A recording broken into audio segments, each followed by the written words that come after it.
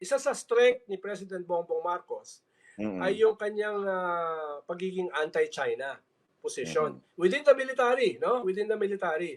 Kaya isa naman to sa weakness ng mga Duterte. Ang image Mhm. nila ay pro-China, no? Kaya sabi mo nga, for a long time yung training ng ating military ay western, no? Mhm. Specifically US. No? At yung Mhm. ating military relationship ay malakas at malaki sa Amerika. At ngayon, nag-scale up uli ang Amerika. Nangyari yung mga Mhm. biggest military exercises sa West Philippine Sea. Hindi pa nangyari yan before. So, ibig sabihin, Mhm. nag-i-scaling up, binabawi ng Amerika yung humina nilang relasyon sa Pilipinas at saka sa gobyerno at saka sa military nung panahon ni Duterte. No, bumabawi sila. At ang tingin ko ay lumalakas yung relasyon nila. Kaya kung magkakaroon ng effort yung military against Bongbong, duda ako dyan.